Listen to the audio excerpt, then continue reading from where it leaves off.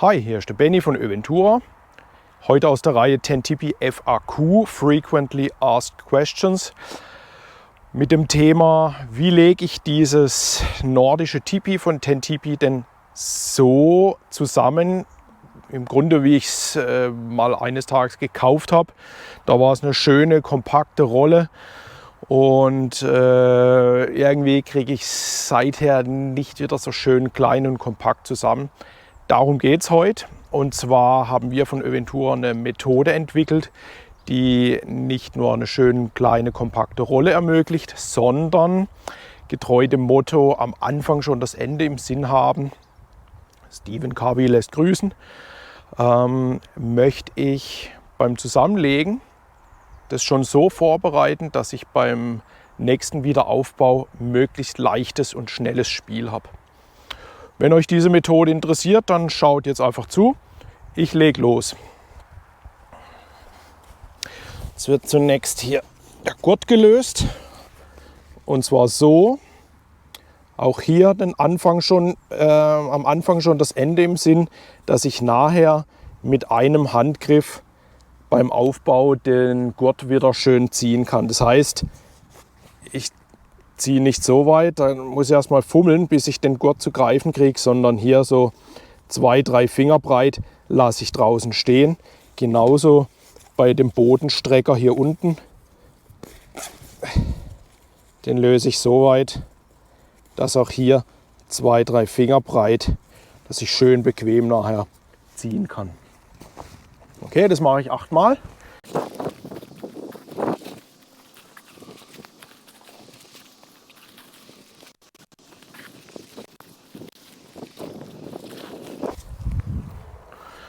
So, das Zelt ist gelockert. Nun werde ich die Stange rausnehmen und auch hier schon in die Richtung schmeißen, wie ich es nachher zusammenlegen möchte.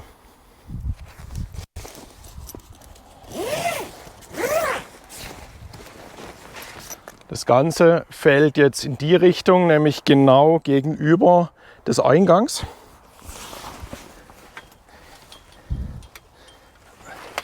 Dazu drücke ich das jetzt hier einfach schon, beim Runterlassen drücke ich das schon in die Richtung und kann jetzt schön bequem die Stange rausziehen.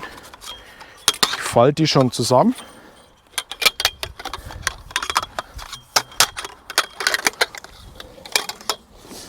Hol mir schon den Stangensack raus.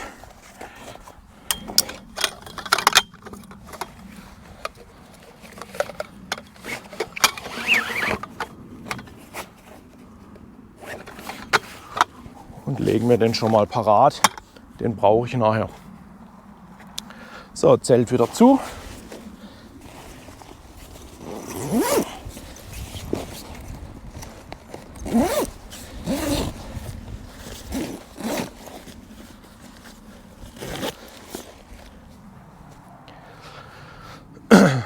Bewusst lasse ich die Ringe der Zurgurte noch in den Heringen drin, denn oftmals ist das Gras sehr hoch. Wenn ich jetzt hier einfach hingehen würde, die Ringe aushängen, zack, zack, zack, zack, zack, am Ende finde ich die Heringe nicht mehr, deshalb ziehe ich die sofort, nachdem ich den Ring ausgehängt habe.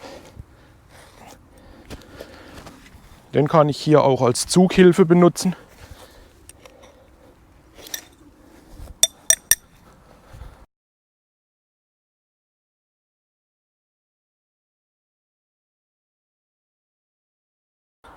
So, 8 Heringe sind raus. 3 Stück brauche ich jetzt gleich noch. Und zwar werde ich jetzt, wie offiziell von Ten-Tipi auch dargestellt in den Abbauvideos, nehme ich mir die Spitze her, nämlich diese Aufhängeschlaufe,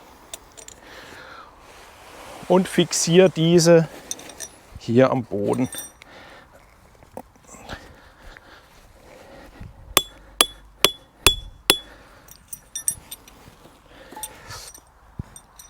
So, jetzt habe ich die Spitze fixiert und das nächste Ziel ist, hier einen schönen Halbkreis hinzulegen. Nämlich so, dass Oberseite und Unterseite eine symmetrische Fläche bilden. Dazu schauen wir uns mal ganz kurz dieses Eingangsdreieck an, bestehend aus rechtem Zurgurt, also hier ist der Eingang, rechts vom Eingang, links vom Eingang. Diese beiden Zurgurte bilden mit der Spitze ein Stoffdreieck. Davon habe ich beim 10 Tipi insgesamt 8 Stück. Und ich möchte jetzt eine Symmetrie derart, dass das Eingangsdreieck die Mitte oben bildet. Das heißt, links und rechts davon ergibt sich ein weiteres ganzes Dreieck. Hier ist der nächste Zurgurt.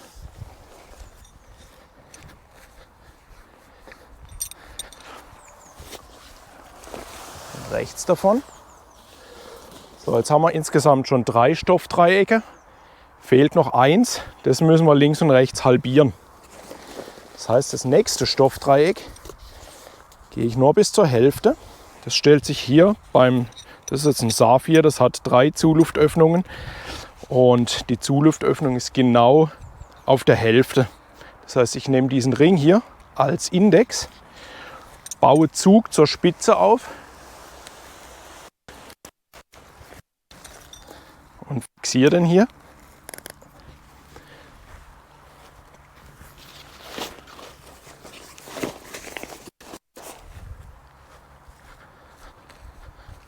Und das gleiche mache ich auf der linken Seite.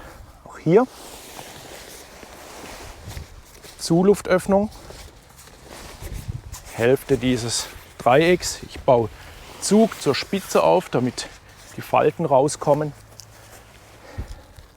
und fixiere das. Ja.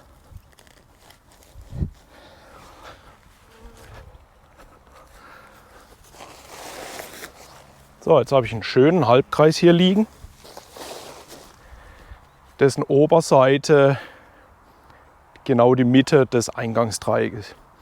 Jetzt habe ich darunter natürlich noch gewurstelt, das muss ich jetzt darunter vorziehen.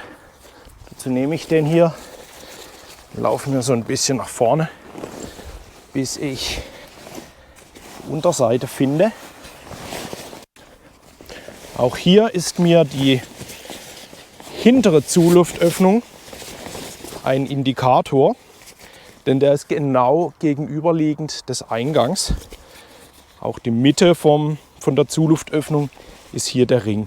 Das heißt, der Ring und der Eingang, die Mitte des Eingangs, bilden die Mittellinie. Das ziehe ich jetzt wieder vor. Jetzt habe ich mal Unterseite und Oberseite hier drauf. Das muss ich jetzt natürlich noch schön machen. Dazu suche ich mir den nächsten Hauptzurgurt und die beiden lege ich jetzt übereinander.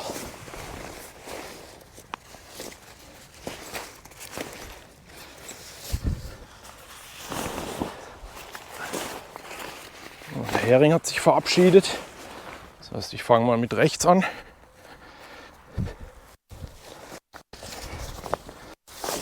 Hier Zurgurt, Schlaufe, Zurgurt, Schlaufe, Schlaufe lege ich übereinander und kann nun schön hinlegen.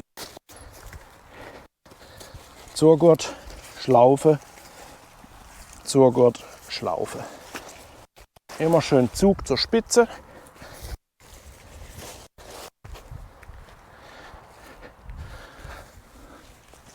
Zurgurt, Zurgurt, Schlaufe, Schlaufe. Das Ganze nach links. Zurgurt, Schlaufe, Zurgurt, Schlaufe.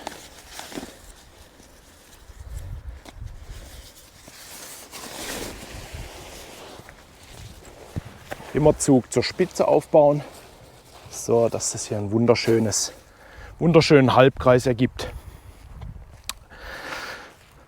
So, jetzt möchte ich das Ganze so zusammenfalten, dass ich nachher eine schöne kompakte Rolle bekomme. Entscheidend hierbei ist, wie breit wird diese Rolle, passt sie nachher in den Sack. Ein guter Indikator ist hier der Mittelstangensack. Der ist nämlich ein bisschen kürzer als der Zeltsack. Das ist aber gut so, denn ich werde jetzt die Rolle genauso breit machen wie der Zeltsack. Und dann habe ich hier rüber noch Platz für Zubehör wie Heringssack und so weiter. Das hole ich mal schnell alles raus.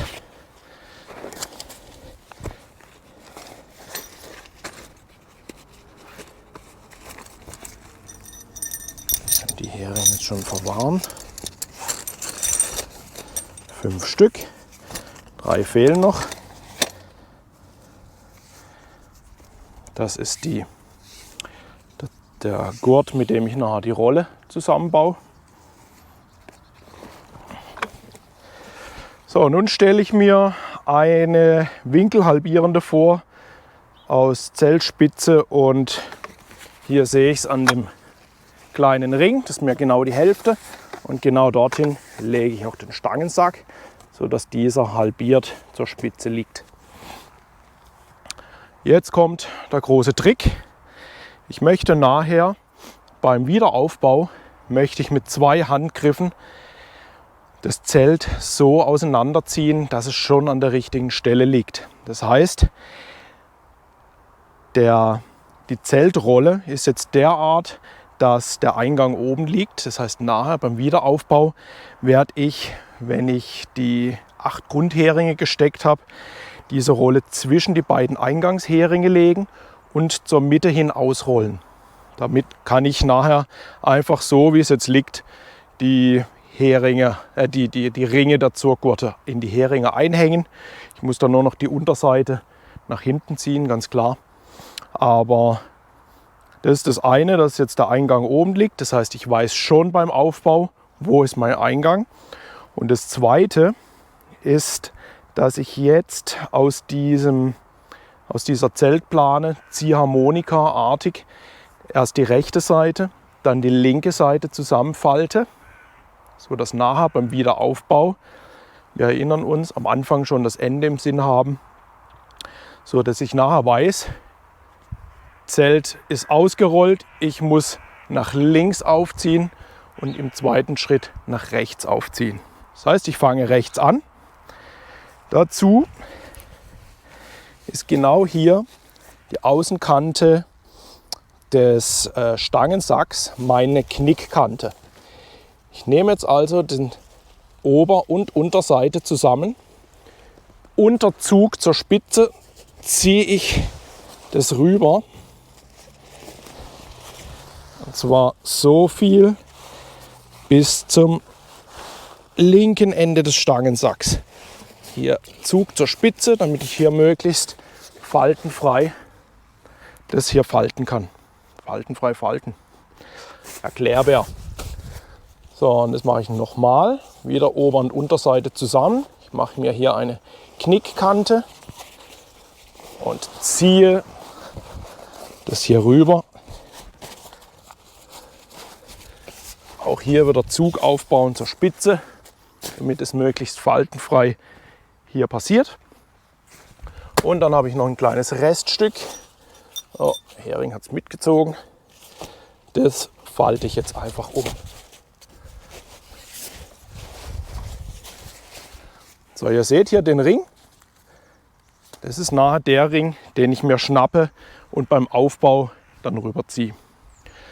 So, das gleiche mache ich hier. Jetzt kommt die linke Seite. Knickkante bilden. Unterzug zur Spitze. Das rüberfalten. Und zwar bis zur rechten Stangensackkante.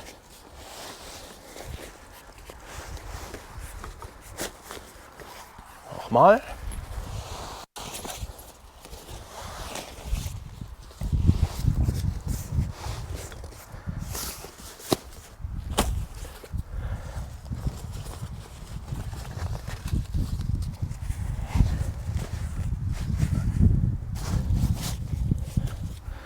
So, jetzt liegt also hier die linke Seite oben und der Ring habe ich auch hier als Indikator Den schnappe ich mir beim nächsten Wiederaufbau, ziehe ihn komplett nach links. Dann kommt die rechte Seite zum Vorschein, diese ziehe ich nach rechts.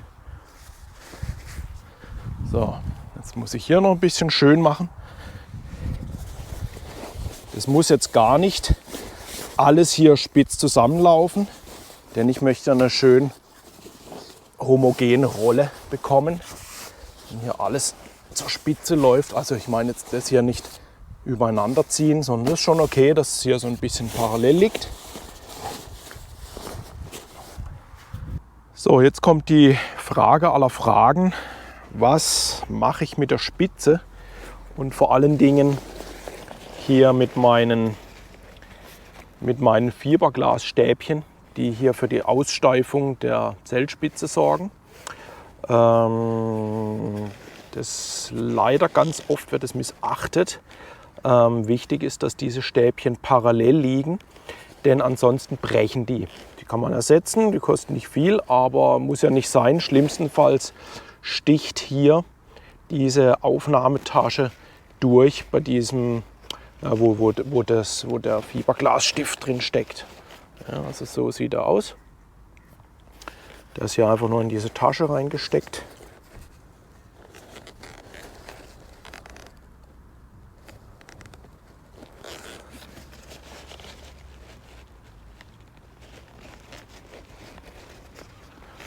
So, davon gibt es 8 Stück.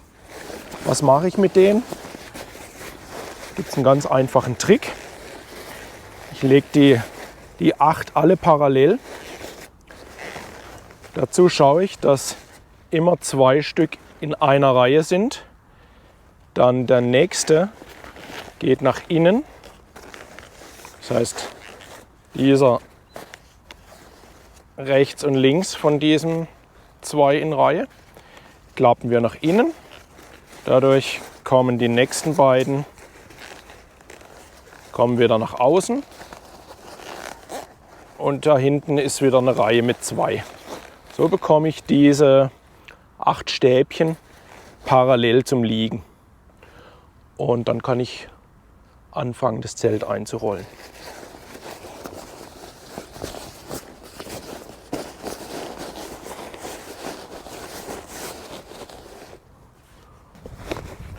So, die Spitze kann ich jetzt schon ein bisschen nach vorne bringen.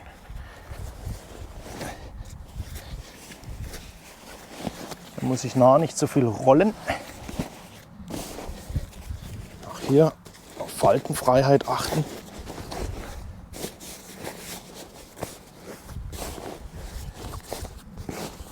Nochmal kontrollieren, dass die Fiberglasstäbe parallel liegen. Das ist der Fall.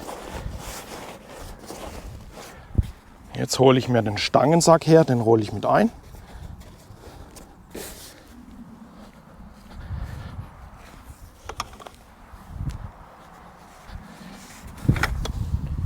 Lege ihn genau mittig zu meiner bald erscheinenden Rolle.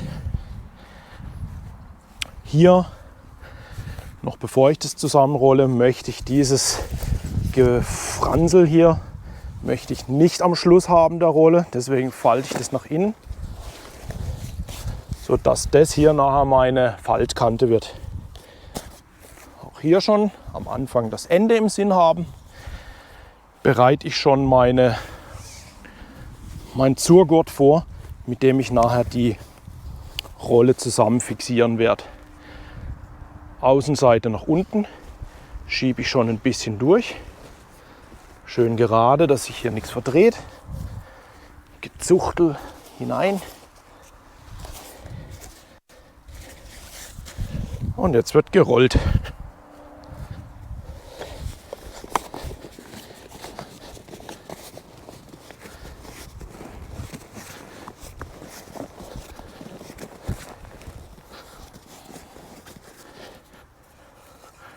Nicht vergessen, mein Zeltstangenteller.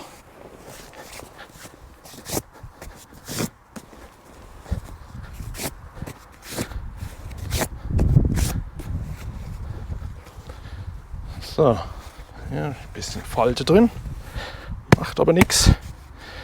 Und da kommt schon mein vorbereiteter Gurt zum Vorschein.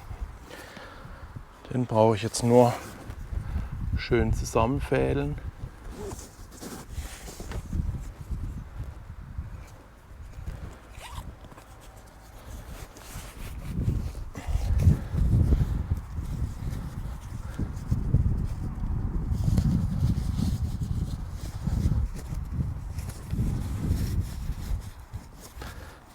So, da habe ich ein schönes Päckchen.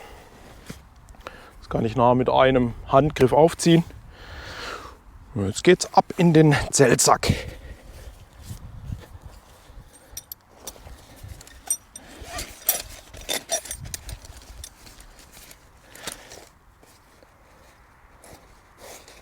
Mal kontrollieren, habe ich alles.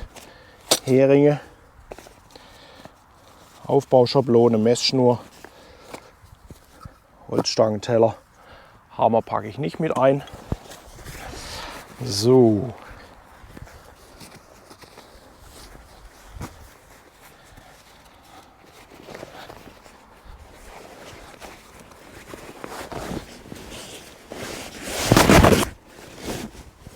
Der Zeltsack ist relativ großzügig bemessen. Deshalb lasse ich ihn hier. Hier ist meine Naht. Da lasse ich den reinfallen, sodass die gegenüberliegende Naht oben liegt. Und das kann ich dann schön nach innen falten.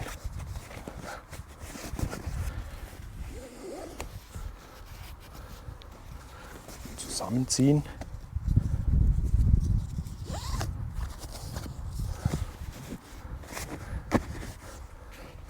Ups. Ein bisschen fallen lassen.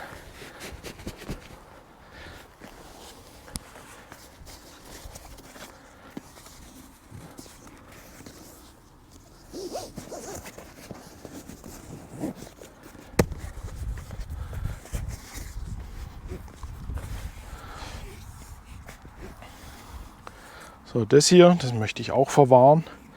Da gibt es zwar hier diese Aufnahmeklemmen, könnte ich jetzt so machen und nochmal so.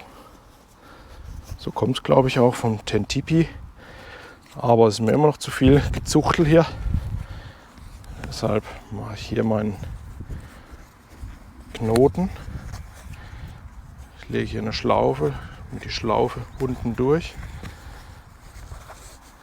und ziehe mir das dann so fest. Und dann brauche ich nachher nur zu ziehen.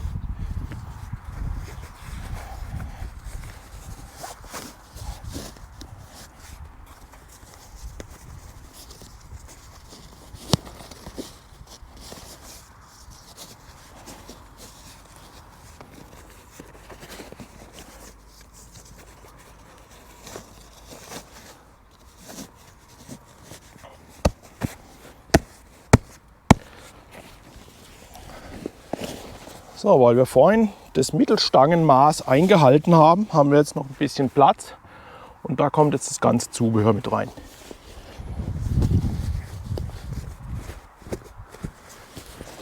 Heringe und Zubehörsäckchen. Zeig das mal. Zack, zack. Und schön als Abschluss, damit da nichts rausfällt, der Holzstangenteller. Jetzt kann ich das Ding zusammenziehen.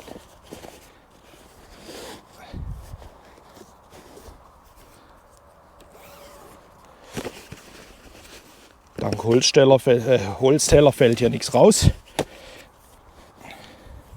Und auch hier nochmal eine Schlaufe.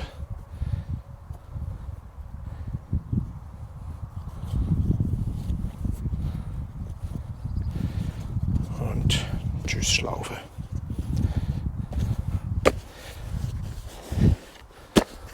So, das ist mein SAR 4.9 Paket. Eigentlich so, wie ich es mal eines Tages gekauft habe.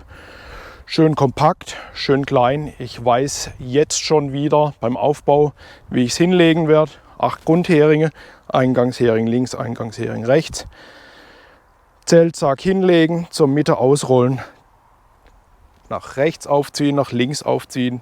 Tata, schon liegt mein Eingang oben und ich kann relativ schnell aufbauen. Ja, das ist unsere Methode, es gibt sicher noch andere. Für uns hat es sich als gut erwiesen, insbesondere da wir viel auf und abbauen und auch die Mitarbeiter, jeder weiß, mein Vorabbauer hat es genauso gemacht und dann weiß ich schon, wie ich es aufzubauen habe, ohne nachdenken zu müssen. Das hilft uns in der Schnelligkeit, in der Effizienz. Für uns ein gutes System. Wenn euch das gefällt, lasst doch mal einen Daumen da. Oder wenn ihr mehr von den 10TP FAQs wissen wollt oder erfahren wollt, dann drückt diese Glocke oder abonniert den Kanal. Das hat mich gefreut. Danke fürs Zuschauen. Benny von Öventura. Bis zum nächsten Mal.